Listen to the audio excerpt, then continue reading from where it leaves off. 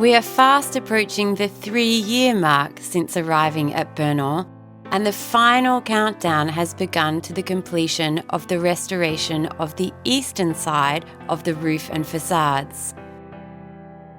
This week we prepare for the commencement of the restoration works on the western side of the chateau roof by clearing up the Aladdin's cave of Purnon's history hidden on the second floor, providing us with an opportunity to uncover what secrets of Purnon's past lie waiting to be discovered.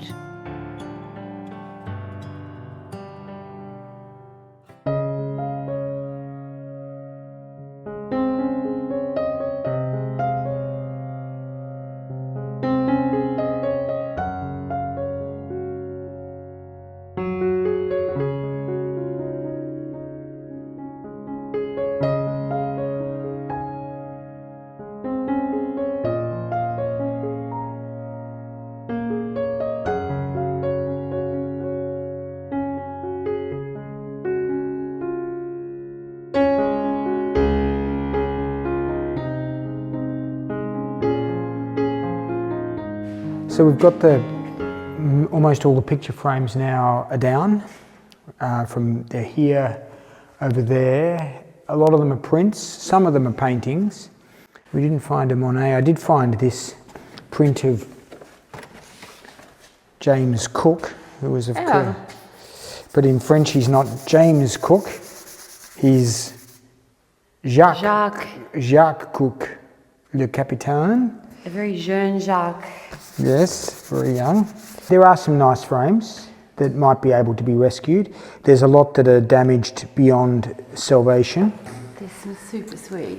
Yeah, well, with those ones we've got to check because some of them will be family members, and so we need to use them for our genealogical research. So any family ones we'll just leave in their frame and take straight to our archive room? Yeah, and then there's a lot of religious iconography, and then there's just some sort of prints that are in various states of decay. We've got quite a few items of furniture. This is just the first bit. I haven't brought down the beds yet. Little writing desk. You see the cute little drawer on the side of it?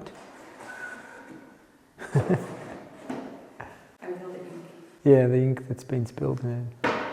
There's some nice fabrics on these, the bottom one in particular, I think.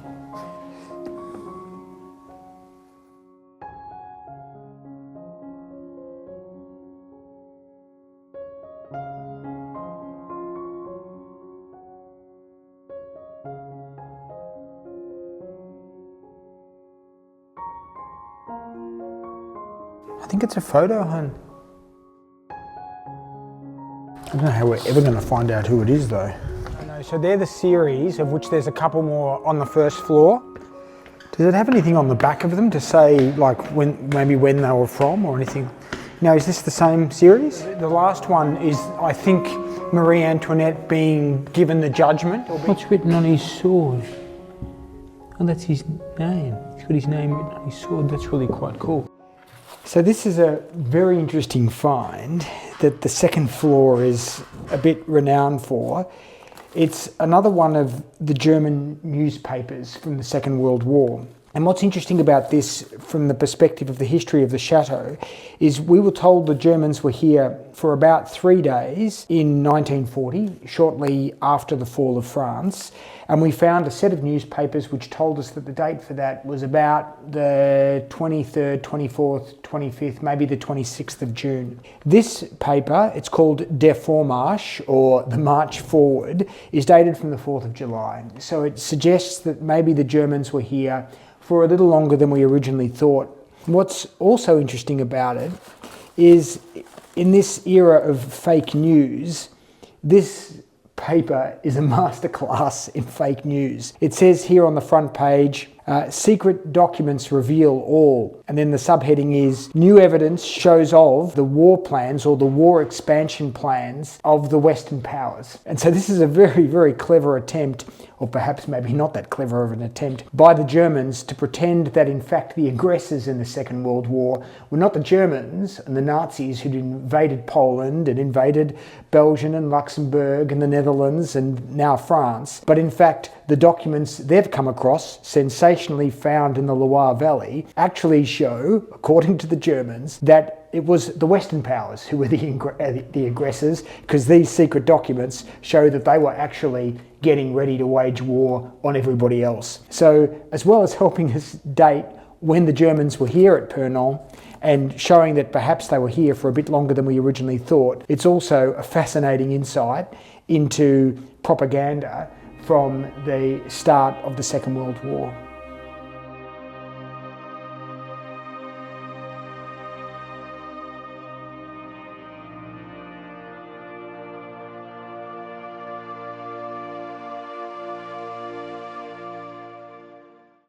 So in this room, which is full of old beds, we've got these old cots here, which I suspect are probably from the end of the 19th century, maybe the start of the 20th century.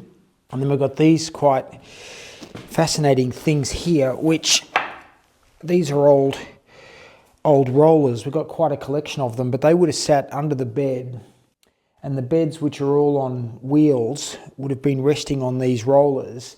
And when the maids came to make the beds up, they could just extend them out like that and roll the bed off the wall so that they could easily make the bed up and then roll it back into position. And so they're quite a cute little reminder of domestic life in the late 18th and early 19th century. And we've got a great collection of those. And in fact, some of our beds on the first floor still have those in place. But the real treasures in this room are these two beds here, believe it or not. They look pretty simple, but they're very old. They date from the end of the 18th century, so they're original to the chateau. That is to say, they were custom made for the bedrooms in the chateau, and we know that because we've got the original designs which we found in the chateau archives. And these ones we obviously want to save, and we want to get them off the second floor, because when the guys start work in the attic above us, the damage to this room could be quite considerable. And so we want to absolutely protect these. So we're just going to move them down to the first floor where we can look after them.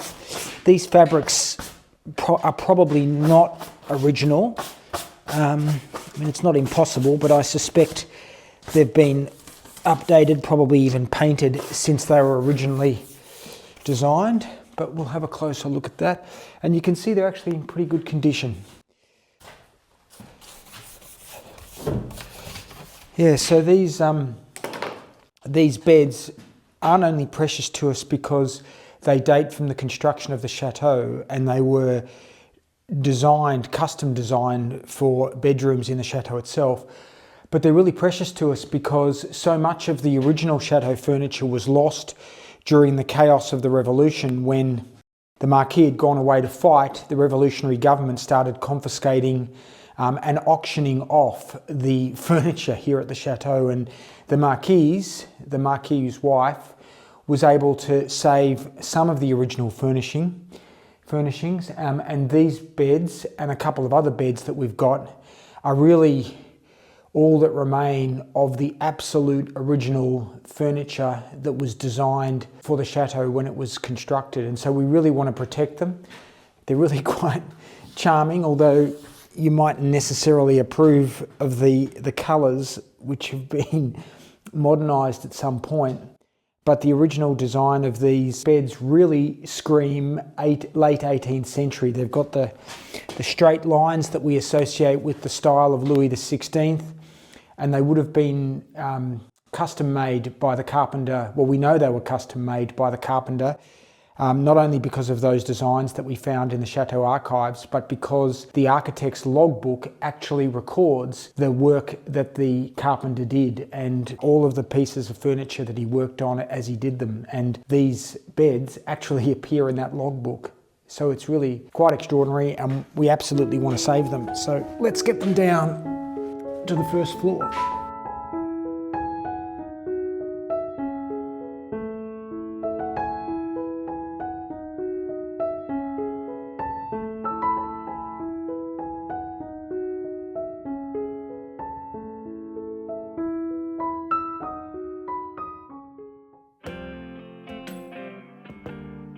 So this is the second floor linen press, and despite how damaged the room is, it's actually been the scene of some of our most charming and intriguing finds. It was in this cupboard that we found that beautiful set of bound books with the Marquis' crest on them that are bound journals from the end of the 19th century.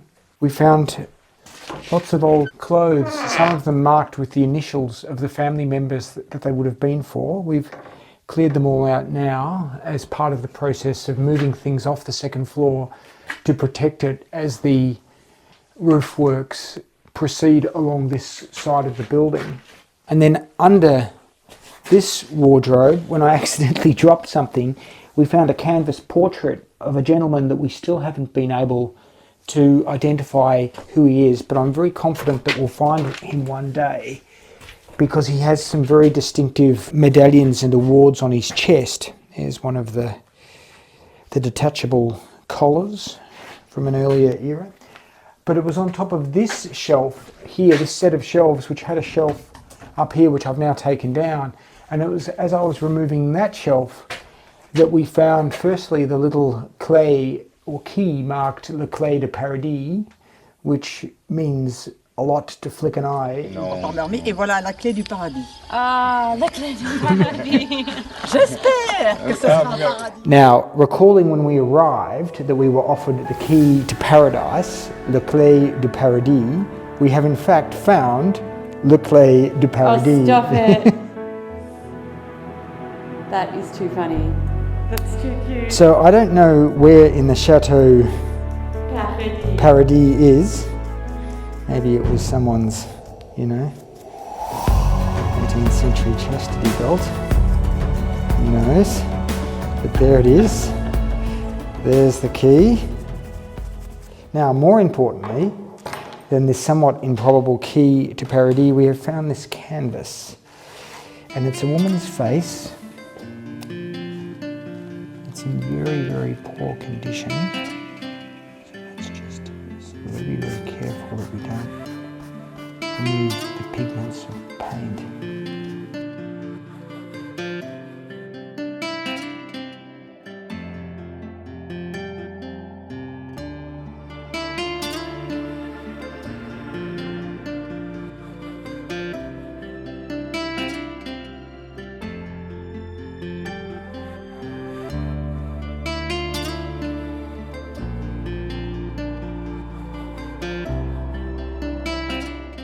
So this has come off the same shelf. It's fallen off the top shelf of the second floor, and it's definitely a painting. It's on canvas. Look at him. Look at him. Look at him, he's got a red book in his hand. Who are we looking at here?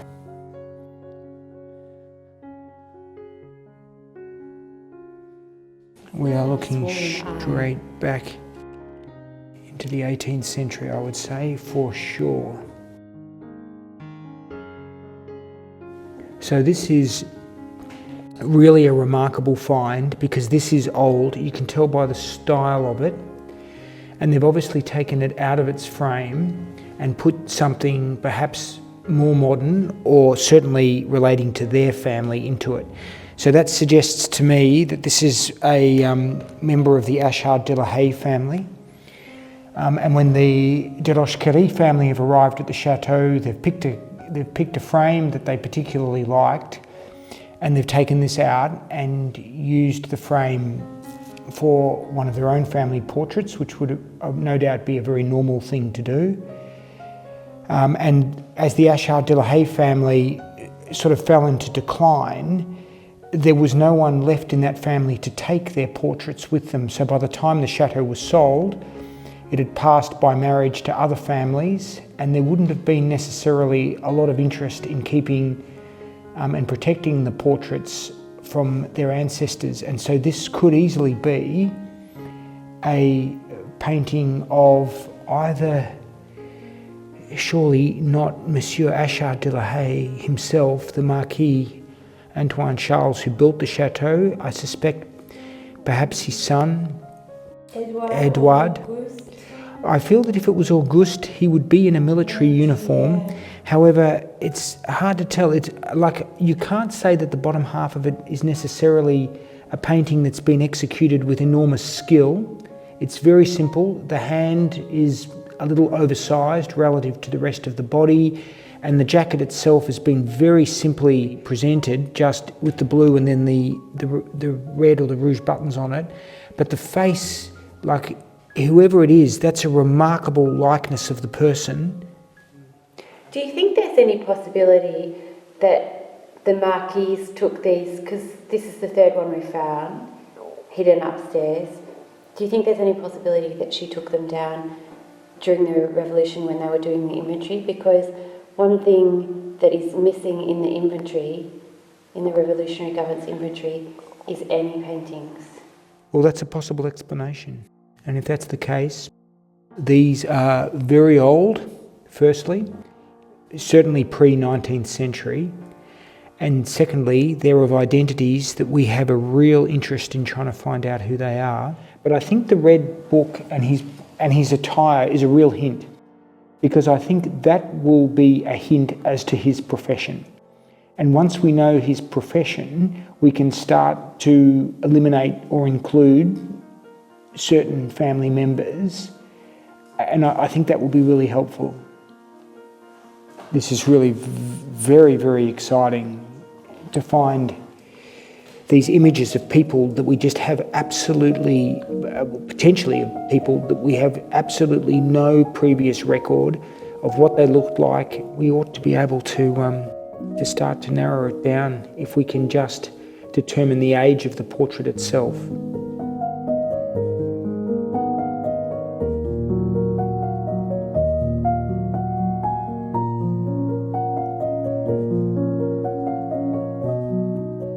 It's amazing. We've been here for 3 years now, and I feel like we've searched every square centimetre of this chateau from the top to the bottom and found everything that there is to find, even if there are lots of things that we don't quite know what they are. But these two canvas portraits we'd never seen before. They were hidden on this top shelf. I'd got up and looked at it before on a step ladder, but I'd not spotted them. They were so covered in dust and cobwebs. And amazingly, we found them just in the nick of time, because as the work progresses above us, this plaster's going to collapse. The danger is that there'll be a little bit of inundation of rainwater as they take the tiles off the roof, and anything up here could easily have been damaged or destroyed. And so really clearing this section out so thoroughly is such an important thing, because we are still finding treasures after all this time.